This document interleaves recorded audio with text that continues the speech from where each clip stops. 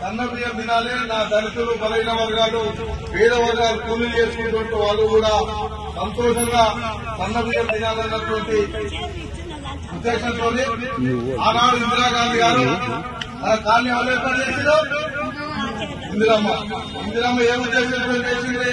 గరీబులు కుంటానికి ఇల్లు కావాలి, తింటానికి తిండి కావాలి, కట్టుకుంటానికి బట్ట కావాలి అనే ఉద్దేశంతో ఒక మంచి పథకాలు తీసుకొచ్చి పేద ప్రజలందరూ కూడా అందించాలన్నటువంటి లక్ష్యాన్ని నేడు ఉన్నటువంటి ఈ దేశానికి ప్రతిపక్ష నాయకులు ఉన్నటువంటి రాహుల్ గాంధీ గారి నేతృత్వంలో పేద వర్గాలకు సన్న బియ్యం అందించాలి.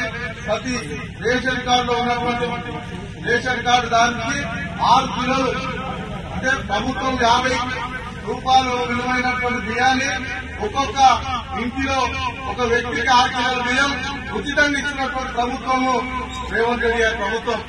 ఇందిరమ్మ ఏ విధంగా ఈ దేశంలో సామాజిక భద్రత కల్పించి పేదవాళ్లను ఆసరా చేసుకుని అభివృద్ధి చేసిందో అదేవిధంగా ఈరోజు రేవంత్ రెడ్డి గారు ఇల్లు బట్ట తిండి పెట్టేటువంటి కార్యక్రమం తీసుకొచ్చింది. కాబట్టి మీరంతా కూడా ఆనాడు ఇందిరమ్మ కోసం మనమైతే ఏ విధంగా ఇప్పటి కూడా మర్చిపోకుండా ఈ దేశంలో ప్రతి వ్యక్తి కూడా ఎవరైనా ఇందిరాగాంధీని అమ్మ అంటారు. మన ఇంట్లో అమ్మ ఏ విధంగా అంటామో ఈ దేశంలో ప్రతి వ్యక్తి కూడా ఇందిరమ్మని ఆ అమ్మ ఆశయాల కోసం రేవంత్ రెడ్డి గారు పనిచేస్తా ఉన్నారు. మన ఎమ్మెల్యే గారు అనిల్ కుమార్ రెడ్డి గారు కూడా మనందరికీ కూడా ప్రతి పేదవానికి ప్రతి రేషన్ కార్డు ద్వారా మనం ఇస్తున్నటువంటి ప్రభుత్వ సంక్షేమ కార్యక్రమాలు ప్రచారం చేయాలి, మనం అందరికి తెలియజేయాలి, అందరికి అందే విధంగా చేయాలి. ఇంకా కూడా ఇల్లు లేనటువంటి వాళ్ళు, ఇంకా చదువుకొని నిరుద్యోగం ఉన్నటువంటి వాళ్ళకు 50,000 నుంచి 4 లక్షల వరకు ఈ రోజు రుణాలు ఇచ్చేటువంటి కార్యక్రమం కూడా తీసుకున్నాం. ఇల్లు ఉండి ఖాళీ స్థలం ఉండి ఇల్లు కట్టుకునేటువంటి వాళ్ళకు 5 లక్షల రూపాయలతో ఇల్లు నిర్మించుకునేటువంటి కార్యక్రమం.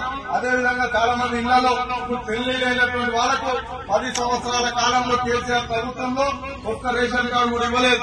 అలాంటి వారు పెళ్లిళ్ళైనటువంటి వాళ్ళకు రేషన్ కార్డుల గతంలో లేనటువంటి వాళ్ళకు ఈ రోజు రేషన్ కార్డులు కూడా తిరిగి ఇవ్వాలన్నటువంటి కార్యక్రమాన్ని విజయవంతం చేయడం కోసం మేమంతా కూడా మీకు సహకరిస్తాం. మీరంతా కూడా మా అందరికీ భవిష్యత్తులో ఖచ్చితంగా కూడా మీ సహకారాన్ని అందించవలసిందిగా, మీ ఆశీస్సులు ఇవ్వాల్సిందిగా కోరుకుంటూ మొన్న తాజా మాజీ కౌన్సిలర్ స్థానికంగా ఉన్న